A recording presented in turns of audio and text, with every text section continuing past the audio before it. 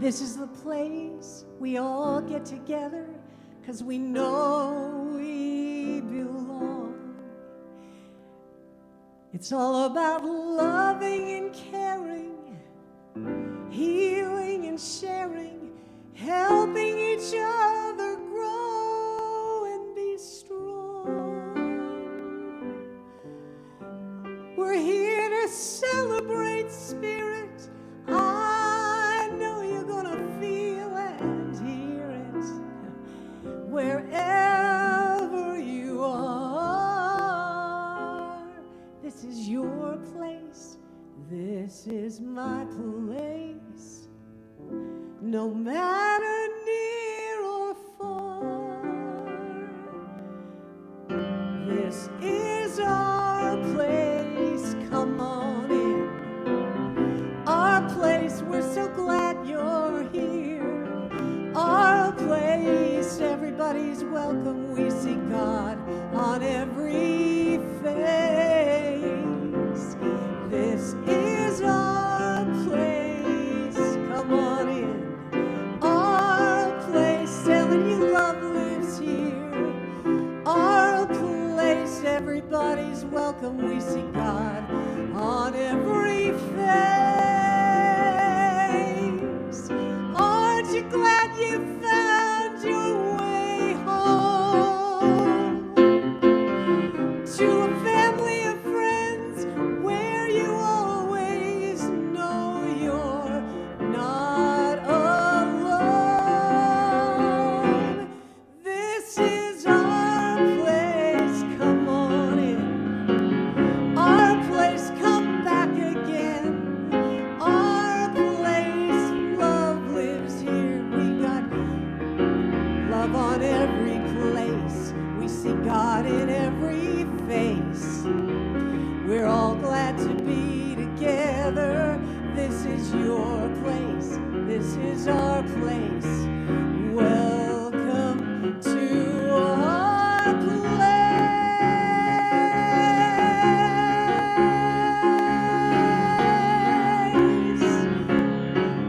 Our place is your place.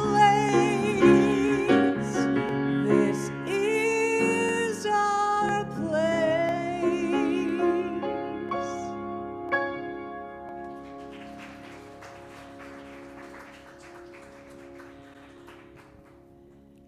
And now, without further ado, I would like to welcome our speaker for today, the dear Reverend Lauren Martin.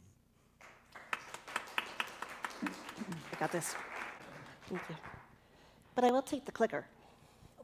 Thank you. Hello, everybody. Just bear with my voice. This is, it's been a fun couple of weeks. So I hope that my voice doesn't crack through this, but we'll make it through. So you guys are reading the book, The Five Invitations. So I have the honor of doing chapter 3, which is bring your whole self to the experience. And we all know how much authenticity is important to me. That's like my core go-to value. I love the idea of authenticity. So I'm excited to speak to you guys about this today.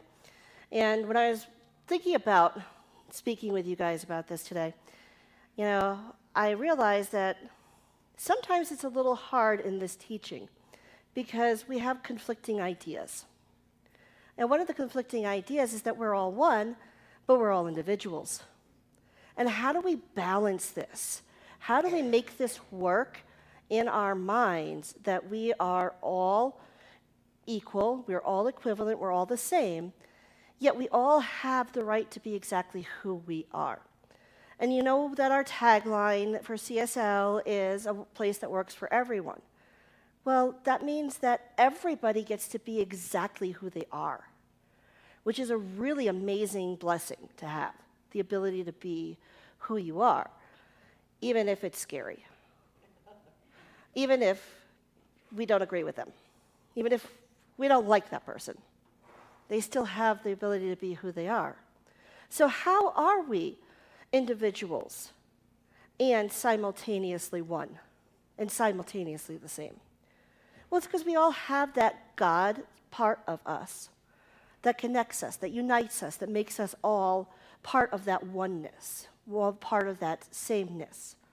We're all part of that. And even the people we don't like have God in them.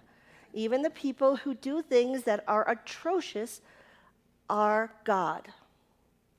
And we also have the human part of us. Each one of us shows up individually. We have different experiences. We have different ways we feel and see and take on the world. And our souls, all of us, every single one of us, are here, right now, because we're supposed to be.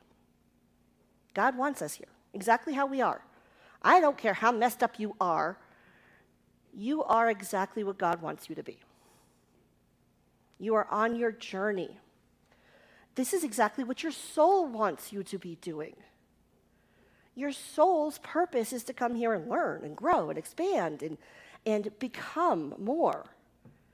So, yeah, it's not always going to be fun. But that's okay, because there's the gifts in that part. So today we're going to talk a lot about becoming who your soul wants you to be and kind of battling with what comes up when you do that. Because living an authentic life can be hard and can be scary. Because authentic people don't necessarily fit into a mold. So I want to know how many people here can relate with this image? With the I have to be 15 different people in any given day? How exhausting is this? To me, I'm a pragmatist, okay? So for me, this is the worst thing that I could possibly do is try to put on different hats because I do not want to remember what I told who. For me, that is too much work. I can't do this. I cannot compartmentalize like this, but people can do this. But I think that it's still exhausting for everybody who is doing this. You know, this section of the book was titled by a Ram Dass quote, do not be a role, be a soul. I can get these things out, I promise. Because when we are doing this, we're not being our authentic selves. We're not honoring our soul. We're not honoring who we came here to be. We are trying to fit into somebody else's definition of who we should be. And when we do this, we don't only do this with roles that we take on, we do this with labels that we assign ourselves to. Like, oh, I'm weird, or I'm quirky, or I'm this. All of these things limit us.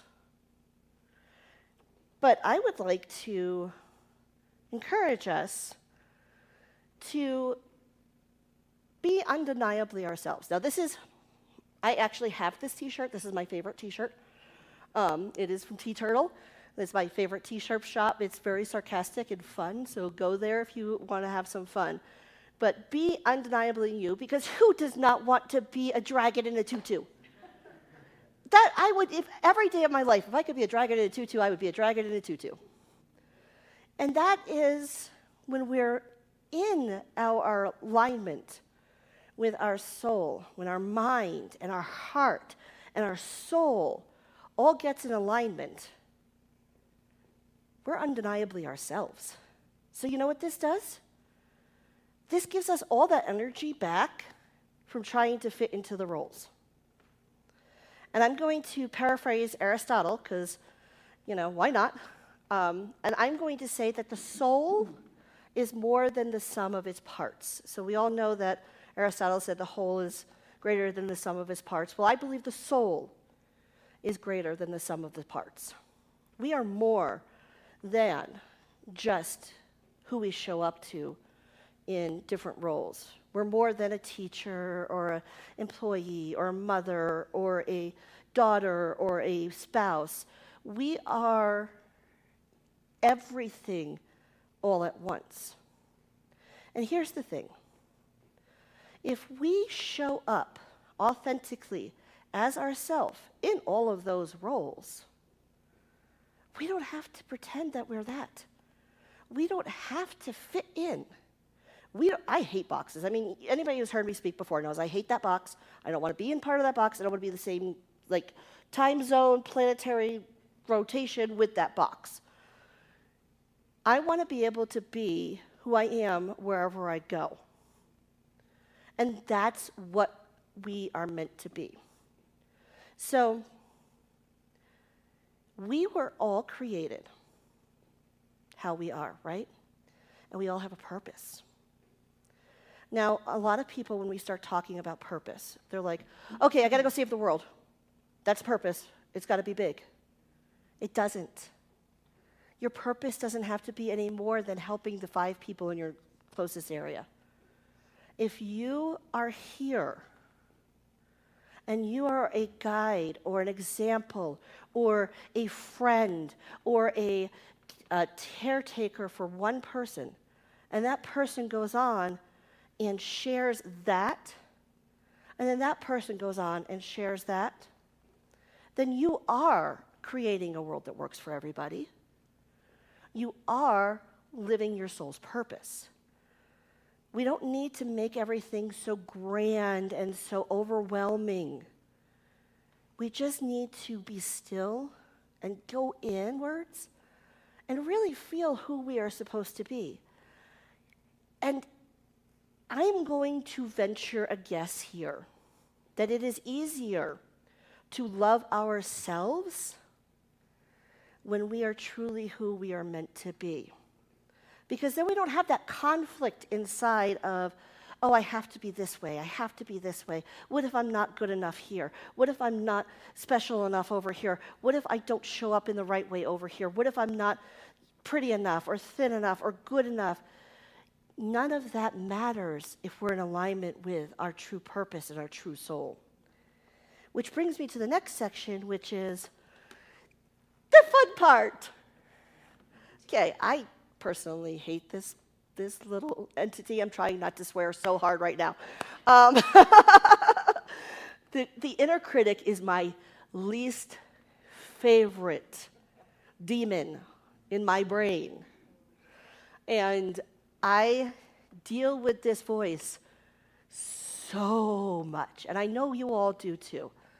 This is the lifelong accumulation of everybody else's opinions that has been internalized into something that's telling you how you should be. Let's stop shooting on ourselves, okay? Because this does not help anybody.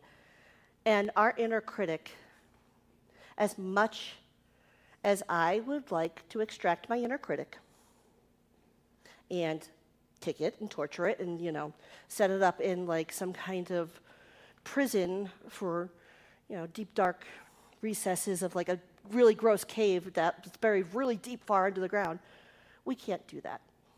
It is part of us. It is part of our human conditioning. It is there also to keep us safe. It has a purpose. It has a value. That's why we can't just extract it and get rid of it, and why fighting it doesn't work. Because its purpose is to keep us safe. Now, for a lot of us, if we've spent too many years really buying into what the critic says, it keeps us small. And it keeps us afraid. And it taps into our fears and it pulls them out and it uses them as weapons against us, and then we have to sit there and use our energy and fight that. What I would encourage is that we work with our inner critic. And we reassign our inner critic a role. Because our inner critic, it wants to help us.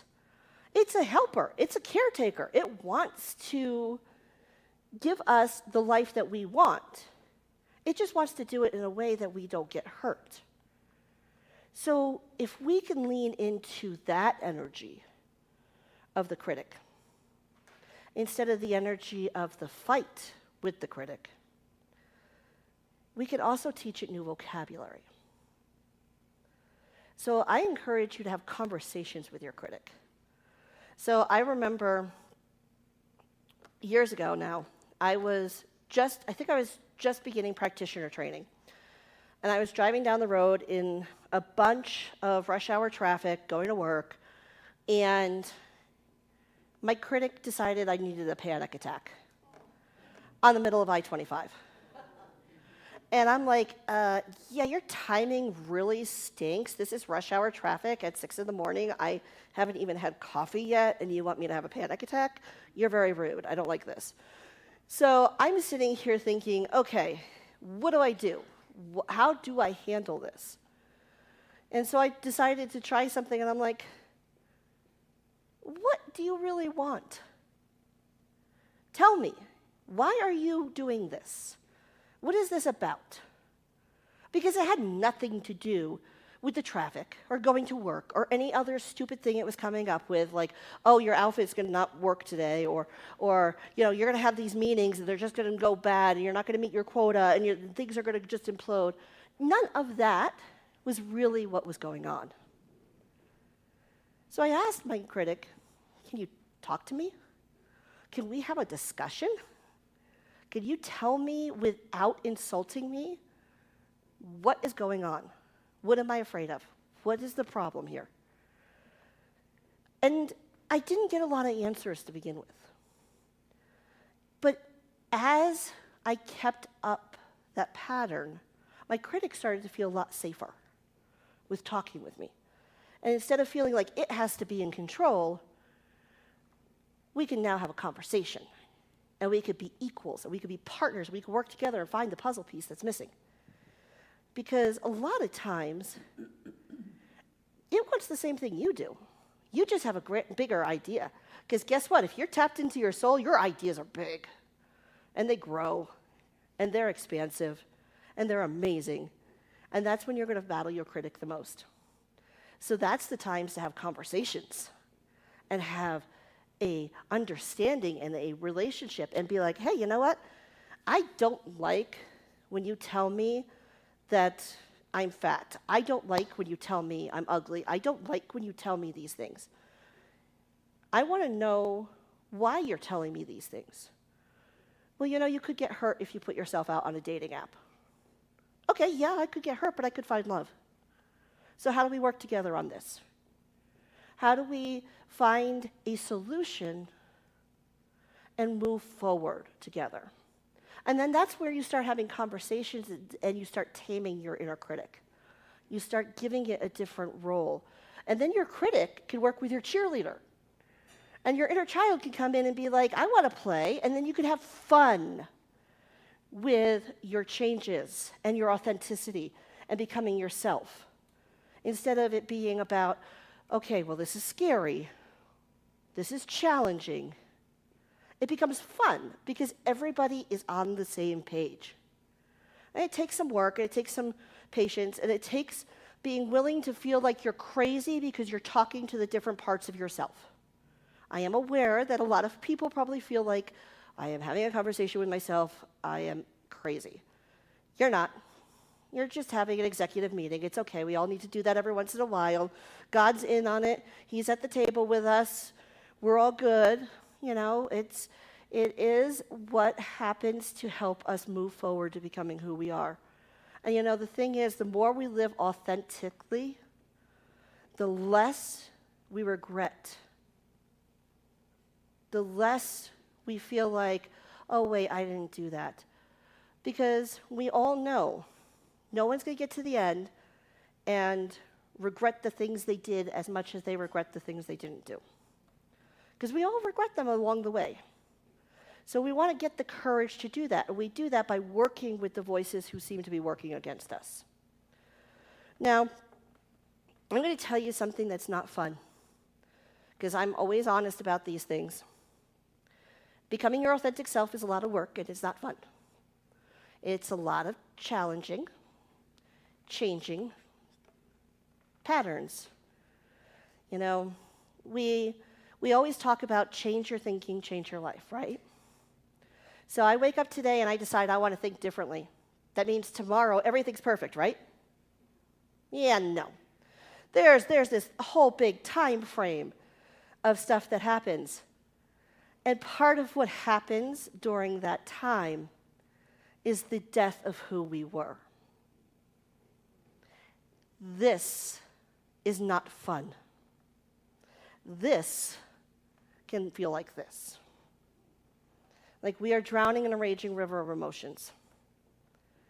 It is scary, it is hard, and it is something that we all go through many times in our lives. Because part of evolution is shedding off what no longer works and becoming what does. And sometimes it's hard to know that we're in that cycle. Because we could be going along, and what I've noticed for me a lot of times is I'll be going along, everything seems great. All of a sudden, my depression spikes, my anxiety spikes, everything spikes. And I'm sitting there thinking, everything's fine. I have a house, I have a job, I'm supported, everything's okay. Where's this coming from? And I have to actually sit with my emotions. Because your emotions are powerful. And they are gifts. And they teach you things. So if you're going along and everything seems to be good, and you've been doing your change work, and you've been growing, and you're becoming more of yourself, and you're like, yay, everything's good, and all of a sudden you hit a wall, it is probably the time for the death of part of you. So there are two things that I want to encourage everybody to do when they hit this wall. Mourn and celebrate. So, you need to honor who you were that brought you here. Because who you were that brings you to this point isn't the person that's going forward. So you honor them. You mourn their passing. You tell people about them. You're like, that old me that did that stuff that we didn't really like and we were working on fixing, it's gone. It's okay. It's gone. Now, let's celebrate the new me. These are the things that I'm bringing in. These are what I'm pulling forward. This is what I want to be. Let's go celebrate it. So I am a big proponent of feeling your emotions fully. And I hate doing it. I will always tell everybody to do it, but I hate doing it. So I understand if anybody here hates feeling their emotions fully.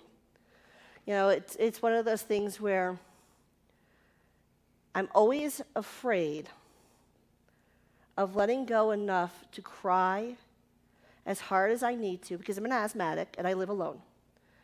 And so I'm always afraid that I'm going to sit there and I'm going to cry so hard that I can't breathe. But I let myself do it. I let myself feel it. Because you know what happens when you do this? It may not be right away.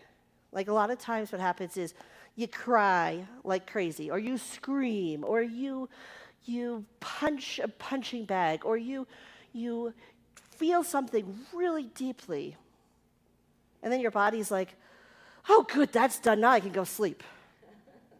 So you have transformative sleep, which is always fun because I like doing my work in my sleep. I would prefer to do that.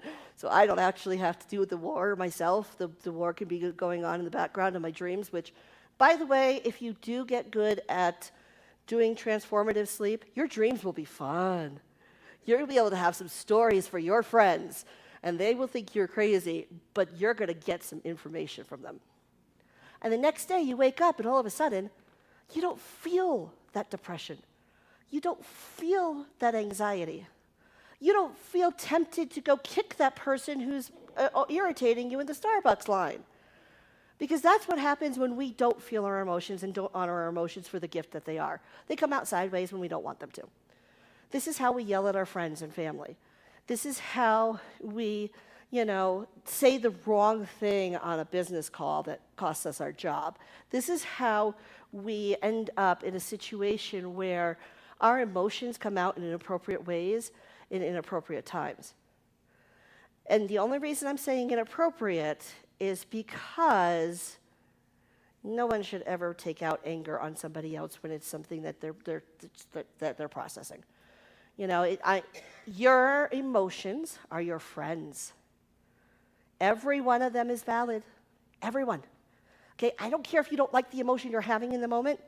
It's valid. If you don't like the emotion you're having in the moment, take a second and say, okay, why? Why am I feeling this? Because your emotion's here to tell you something, so that you don't drown in it when you're becoming authentic. And the better you get at recognizing that you're having an emotion you don't like, and you could talk with your emotions and talk with yourself and understand where they're coming from, then the better you get at going through them quickly. So they're not as bad. So you don't have to go sit for 2 days and a quarter crying and eating ice cream.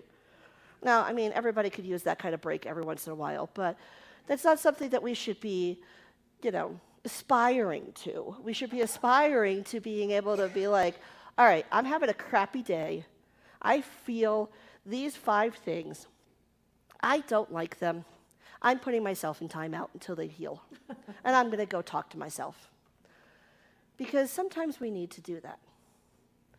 And then we get to know more about who we are. And we get to show up even more authentically. Now, the most important part of all of this is the hardest part for a lot of us, me included: compassion through change. We need to be compassionate with ourselves. I'm betting every single one of you is really good at being compassionate to your friends. Showing up for your friends, showing up for your church members, showing up for your family, showing up for your spouses, showing up for your job. But this world also requires you to show up for yourself, especially when you are working on becoming your authentic self. Because when you go through that death of who you are, you need to nurse yourself. When you go through the birth of a new you need to celebrate yourself. And I know that a lot of us are a lot better at mourning than we are at celebration. I know that.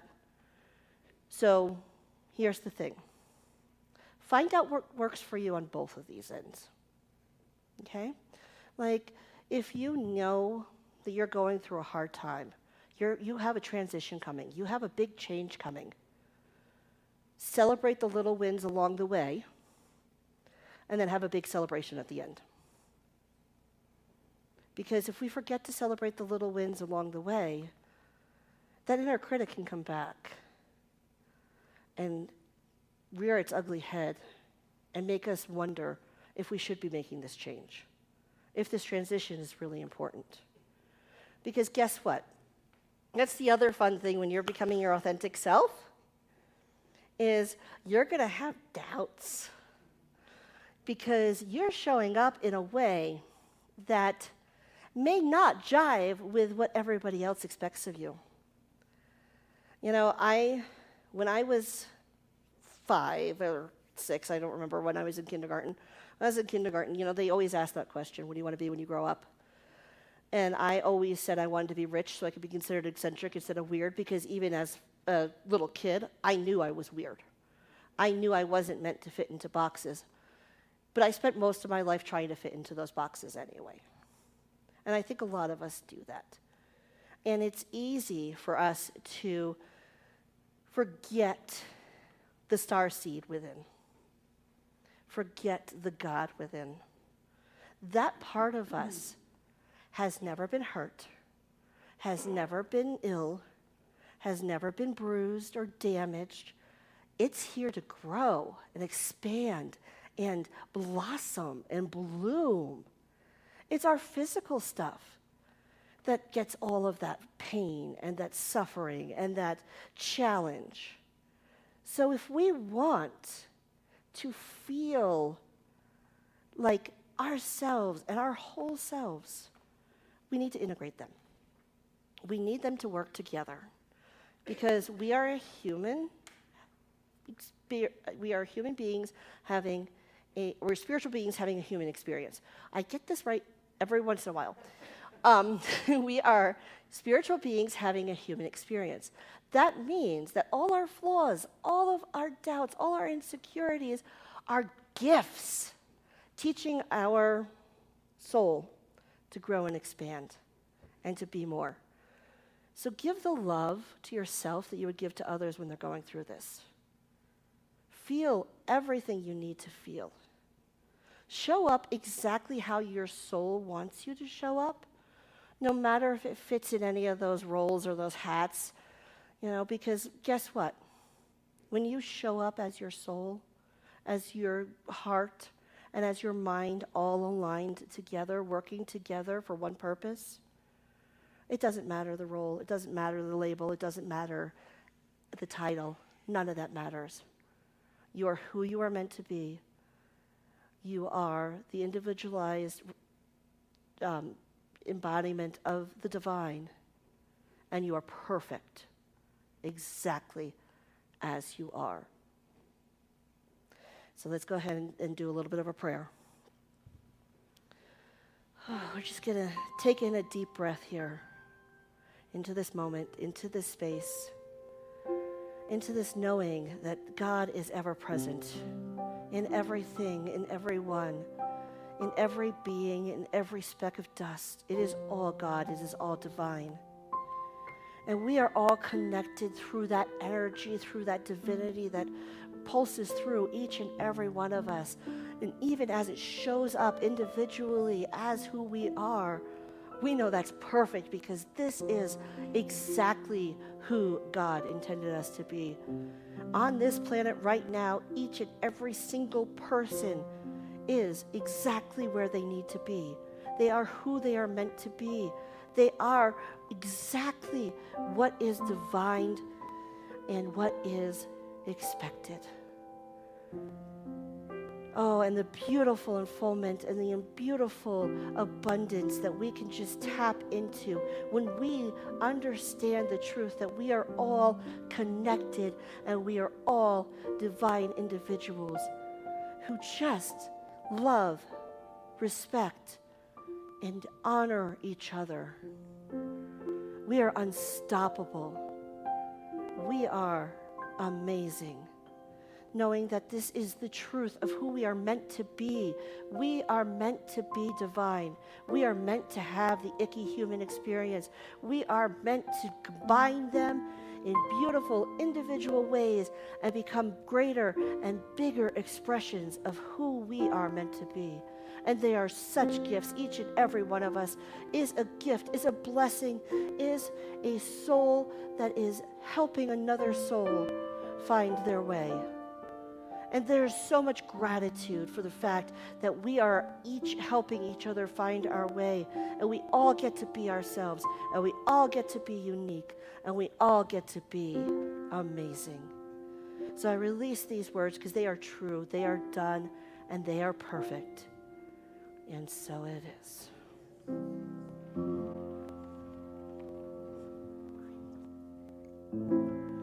Sometimes we see the people around us. We think that that's who we really want to be. But I heard something from my mama and my daddy. They said, right here, right now, you're perfect and you're here meant to be. That's how I try to be. But sometimes I wonder how to deal with the changes and all the things that are rearranged.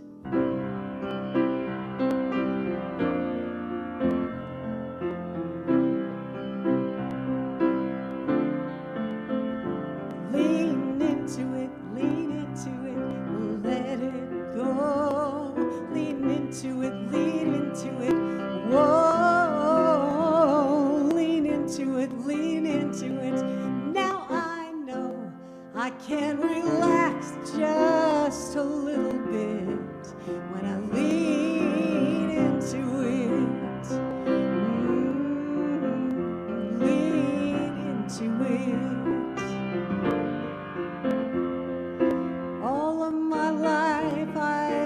fighting, trying to push away my pain and my fear.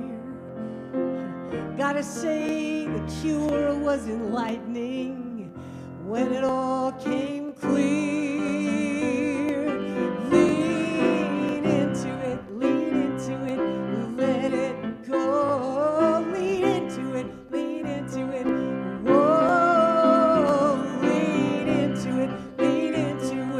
Now I know I'm gonna relax just a little bit, 'cause I'm gonna lean into it. Ooh, you and me, we're gonna lean into it. I had so many wounds that were tender. I used to think I had to hide my grief. I didn't know that surrender could offer so much relief. Yeah, lean into it, let it go. Lean into it, whoa. Lean into it. Now I know, gonna relax just a little bit. Lean into it. This world is not what it's insisting that we've gotta fight or fall apart. I'm learning when I melt into something I'm resisting, I can feel it open up my heart.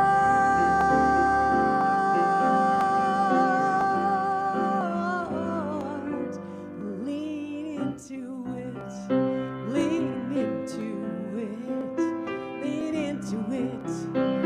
whoa. Lean into it. Now I know we can relax just a little bit if we all lean on into it. Hey. Gotta lean, that's what I mean. Lean into it. Relax just a little bit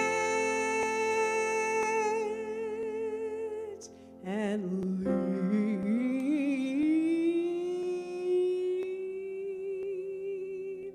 lean into it.